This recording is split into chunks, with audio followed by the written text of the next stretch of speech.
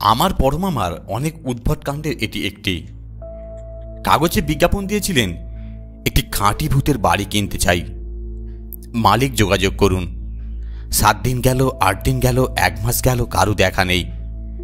চায়ের টেবিলে মেজমামা বললেন, ভূতের বাড়ি পাবে কোথায়? সব প্রমোটারদের দখলে। ভূতের বাড়ি মানে পোড়ো বাড়ি। পোড়ো বাড়ি পড়ে থাকার উপায় আছে? ভূতদের জন্য আমার খুব দুঃখ হয়। সব উদ্বাস্তু হয়ে গেল, কোথায় কোথায় ঘুরছে কে জানে। আমার একটা আইডিয়া এসেছে মাথায়, বিরাট একটা জায়গা কিনে সেখানে একটা পোড়ো বাড়ি তৈরি করাবো। বড়মামা বললেন, পোড়ো বাড়ি আবার তৈরি করা যায় নাকি? বাড়ি অনেক অনেক দিন পড়ে থাকতে থাকতে পোড়ো বাড়ি হয়, এটা সময়ের ব্যাপার। মেজমামা বললেন, একালের আর্কিটেক্টরা সব পারেন। পুরনো ইট, কড়িবর্গা, ভাঙা ফ্রেম, দরজা জানালা কিনতে হবে, মাকড়সার জাল জোগাড় করতে হবে, ভাঙা ফার্নিচার, পুরনো বিছানা, চাদর, পয়সা পেলে সবই হয়। একটা জ্ঞান পুরো বাড়ি। চিলেকোটায় বাদুর, কিছুদিন ফেলে রাখলেই ভূতেরা এসে গৃহপ্রবেশ করবে। বউ কাচ্চা বাচ্চা নিয়ে সংসার সাজিয়ে বসবে। তুমি আমার এই প্রজেক্টে যোগ দিতে পারো, 50-50। একটা সাকসেসফুল হলে পরপর আমরা এই রকম ভূতের বাড়ি প্রমোট করে যাব। বড়মামা বললেন, পার্টনারশিপে আমি কোনো কাজ করব না, পরে লাভের টাকার ভাগাভাগি নিয়ে ভীষণ গোলমাল হবে। বাঙালির পার্টনারশিপ টেকে না। তুমি এর মধ্যে লাভ দেখলে কোথায়? ভূতেরা ভাড়া দেবে নাকি? এটা আমাদের একটা খেয়াল, একটা বিলাসিতা। যেমন সেকালের বড়লোকরা চিড়িয়াখানা করত, মেটিয়াবুরুজের নবাব রাজেন মল্লিক, আমরাও সেই রকম ভূতখানা করব। মাসিমা এতক্ষণ চুপ করে শুনছিলেন। এইবার বললেন, তোমরা দুটোতে যে বাড়িতে থাকো সেই বাড়িটাও তো ভূতখানা। বড়মামা মেজমামা দুজনেই লাজুক লাজুক হেসে বললেন, কি যে বলিস? মাসিমা যেন খুব একটা গৌরবের কথা বলে ফেলেছেন। আসর ভেঙে গেল, আবার জমবে কাল সকালে। মেজমামা বিখ্যাত অধ্যাপক, অদ্ভুত অদ্ভুত শব্দ তৈরি করেন। 400 শব্দটা তারই তৈরি। বেলা 1টার সময় ঝাঁঝা রোদে ঘামতে ঘামতে ভদ্রলোক এলেন। একেবারে ব্ল্যাক অ্যান্ড হোয়াইট, কুচকুচে কালো রং, ধপধপে সাদা পোশাক। বড়মামা তখন চেম্বারে রুগী দেখছেন। ভদ্রলোক বসতে বসতে বলেন, I see you are doctor, boring practice. শেষ রুগীকে শেষ করে বড়মা ভদ্রলোককে বলেন, বলুন। My name is Gopal Ganguly. There is a house. ভূত আছে? অফকোর্স আছে বলেই না এসেছি। কিরকম ভূত? বেস্ট কোয়ালিটির ভূত, লাজুক নয়, বেশ ডাকাবুকো, হতাশ হওয়ারও কারণ নেই। ভূতেদের পরিচয়, বায়োডাটা। আমার ঠাকুরদা বেশ খেলিয়ে বাড়িটা তৈরি করেছিলেন। গৃহপ্রবেশের দিন তেরপল চাপা পড়ে মারা গিয়েছিলেন। সঙ্গে ছিলেন 3 জন পিওর সাহেব, আমার ঠাকুরদার বন্ধু। সেই থেকেই এরা পার্মানেন্ট। আমরা অনেক চেষ্টা করেও বাড়িটায় থাকতে পারিনি। বিক্রি করার চেষ্টা করেও ক্রেতা পাইনি। পুলিশের ক্যাম্প হয়েছিল 3 দিন, সব পালালো। 1 মাস তাদের প্রত্যেকের মাথার চুল খাড়া হয়েছিল। আমি কিন্তু যাচাই করে নেব। অফকোর্স আজ অমাবস্যা, ইচ্ছে করলে আজই আপনি যেতে পারেন, মাত্র 1 ঘন্টার ড্রাইভ। তাহলে চলুন খাওয়াটা শেষ করে বেরিয়ে পড়া যাক। শেষ বেলায় আমরা আমাদের জায়গায় পৌঁছে গেলুম। বিরাট একটা বাগান, তার মাঝখানে বিউটিফুল একটা বাড়ি, কিছুটা দূরে রূপনারায়ণ। জায়গাটার নামও ভারী সুন্দর, গড়চুমুক। বড়মামা মন খারাপ করে বললেন, গোপালবাবু, দিস ইজ নট এ পুরো বাড়ি, বাট এ জেনুইন ভূতের বাড়ি। একটা রাত থাকলেই ব্যাপারটা বুঝতে পারবেন। জলপথ তরলং। ভূতবিজ্ঞান পড়ে যতটুকু জেনেছি, দে ভেরি মাচ প্রেফার পুরো বাড়ি। গোপালবাবু বললেন, মশাই, আপনি তো যাচাই করে নেবেন। সন্তুষ্ট হলে কিনবেন, না হলে না কিনবেন। আমি তাহলে চলি, গুড লাক। বড়মামা বললেন, জাস্ট 1 প্রশ্ন, বাড়িটা এত ভালো হয়ে রইল কিভাবে? মেনটেনেন্স আছে? কে করে? যারা আছে তারাই করে। গোপালবাবু চলে যাচ্ছিলেন। বড়মামা জিজ্ঞেস করলেন, কোথায় আপনার দর্শন পাবো? ভয় নেই, আমি দর্শন দেব। ঝপঝপ করে রাত চলে এলো। অমাবস্যার কুচকুচে কালো রাত। আমাদের সঙ্গে 5 সেলের একটা টর্চ, মোটাসোটা কয়েকটা মোমবাতি, দেশলাই, নাইলনের দড়ি। মাসিমা রাতের খাবার সঙ্গে দিয়ে দিয়েছেন, জলের বোতল, 1 ফ্লাক্স চা, সঙ্গে মোটা একটা 17 ইঞ্চি, 2টো বালিশ। গোপালবাবু গুডম্যান নিচের একটা ঘরে খাট বিছানা সাজিয়ে দিয়ে গেছেন। কোথা থেকে বেঁটে মতো একজন লোক এসে হাজির হলেন, যেন মাটি ফুঁড়ে উঠলেন।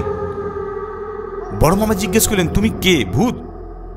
না, আমি মানুষ, ডেকোরেটরের লোক। এই খাট বিছানা, জলের বোতল রাখার টেবিল আমার সাপ্লাই। এই খাটটা স্পেশাল খাট। 3-4 জন এই খাটে আত্মহত্যা করেছে। খুব লাকি খাট, শুলেই বুক ধরপড় করে, কখনো মনে হবে ভূমিকম্প হচ্ছে। আচ্ছা, আমি তাহলে আসছি। বেঁচে থাকলে কাল সকালে। কে বেঁচে থাকলে? আপনারা। লোকটি চলে গেলেন, যেন ভয়ে পালালেন। বড়মামা মুখে একটা শব্দ করলেন, বেটা বক্কেশ্বর আমাকে ভূতের ভয় দেখাতে এসেছে। আমি বললুম, এই সুসাইড খাটটায় না শোয়াই ভালো। ভয় পেয়েছিস মনে হচ্ছে? সব গল্প কথা। ভুতুড়ে বলে বাড়ি বিক্রি হচ্ছে না, এইবারে মৌকা এসেছে। ভুতুড়ে বলেই বাড়ি বিক্রি হবে? অতএব এরা এখন ভূত ম্যানুফ্যাকচার করবে? ভূত অত সোজা রে? সব গল্প, বিকট বিকট কল্পনা। বাড়িটা একবার ঘুরে দেখলে হয় না? না, শব্দে যেমন পাখি উড়ে যায়, আমাদের চলাফেরার শব্দে সেই রকম ভূত পালিয়ে যাবে। ভূতের ভিজিটের জন্য একটা পরিবেশ চাই। ঘরটা বেশ বড়, এপাশে ওপাশে দোতলায় আরো অনেক ঘর। গোটাকতক বাতি জেলে আমরা বসে আছি। চারপাশে জবরদস্ত অন্ধকার, হাতের কাছে টর্চ। একটা আগ্নেয়াস্ত্র থাকলে ভালো হতো। গুলি করে ভূত মারা যায় না, মানুষ একবারই মরে, দুবার মরা অসম্ভব। বদমাইশ কেউ এলে মোকাবিলা করা যেত। বাইরে নানা রকম শব্দ হচ্ছে, সে হতেই পারে দোতলায় কি হচ্ছে কে জানে। একটা চওড়া সিঁড়ি 3 প্যাঁচ মেরে ছাদের দিকে উঠে গেছে। সিঁড়িটাই ভয়ের, কেবল মনে হচ্ছে কেউ নেমে আসবে। আমরা ঠিক করেছি কেউ ঘুমাবো না, লুডো খেলে রাত কাটাবো। রাত 11টা। বাইরে চেঁচা করে একটা বড় সাইজের পেঁচা ডাকলো। পেঁচার ডাকের সঙ্গে ভূতের একটা যোগ আছে, কুকুরেরও আছে। পেঁচার ডাকে বুকটা কেমন ছ্যাঁত করে উঠল। বড় মামার ছয় পড়েছে, আমারও একটা ঘুঁটি কেটে যাওয়ার কথা। বাতিটা হঠাৎ খুব কাঁপতে আরম্ভ করলো। ভীষণ ঘুম পাচ্ছে। বড় মামা বড় বড় হাই তুলছেন। আর জানি না, একসময় মনে হলো পায়ে দড়ি বেঁধে আমাদের টানতে টানতে কোথাও নিয়ে যাওয়া হচ্ছে। পিঠের তলায় মাটি আর ঘাসের স্পর্শ। আচ্ছন্ন অবস্থায় বেশ ভালো লাগছে। যাচ্ছি তো যাচ্ছি। একসময় থামলুম। আবছা আবছা দেখতে পাচ্ছি ধপধপে সাদা 3 জন সাহেব আর একজন লম্বা চওড়া বাঙালি। একজন সাহেব একটা গানের মতো কি গাইছে। মাটি কাটার শব্দ কানে আসছে। কানে আসছে বাংলা গান। খোঁড়ো খোঁড়ো খোঁড়ো, খবর দাও খবর দাও, খোঁড়ো খোঁড়ো খোঁড়ো, বড়টাকে ফেলো তার উপর ছোটটা, slip slip slip, forever forever, ডিক ডিক ডিক। বৃষ্টি লাগছে, কিন্তু কিছু করতে পারছি না। শুয়ে শুয়ে নেমে যাচ্ছি নিচের দিকে। শীত করছে। বাঙালি ভদ্রলোকের প্রার্থনা কানে আসছে। ভূত হও ভূত হও, আছি 4 জন, হব 6 জন, ভূ ভূ ভূ ভূত হও। এইবার কান্না আসছে, মাসিমা মাসিমা বাঁচান বাঁচান। আমার তলায় বড় মামা, জোড়া কবর। ভয় হলো যমজ ভূত হবে না তো? না, তা হবে না। দুটো 2 সাইজের ভূত হবে। দুবরাজপুরের মামা ভাগ্নে পাহাড়ের মতন। মামা ভাগ্নে ভূত, ইতিহাসে যা কখনো হয়নি। 3টে সাহেব আর একটা বাঙালি সর্বস্বরে বলছে, বেরি বেরি বেরি, ডিপ ইন দ্য স্যারি। হঠাৎ একটা বিকট শব্দ, বিশাল চেহারার একটা কালো কুকুর আমাদের উপর দিয়ে লাফিয়ে ওদের ঘাড়ে সিংহের মধ্যে গর্জন করে, লাল ভাটার মতো চোখ, বিশাল চেহারা। সাহেবদের মধ্যে একজন বলল, this is Smith dog, most ferocious. আমাকে ঠেলে সরিয়ে বড় মামা উঠে বসে বললেন, no, this is my dog. চারখানা ভূত ধোঁয়ার মতো আকাশে উড়ে গেল। বড় মামা আমার দিকে তাকিয়ে বললেন, দেখলি, কুকুর মরে গেল। কুকুর প্রভুকে বাঁচাবার জন্য তেড়ে এসেছে। তুই লাকিকে চিনতে পারলি না?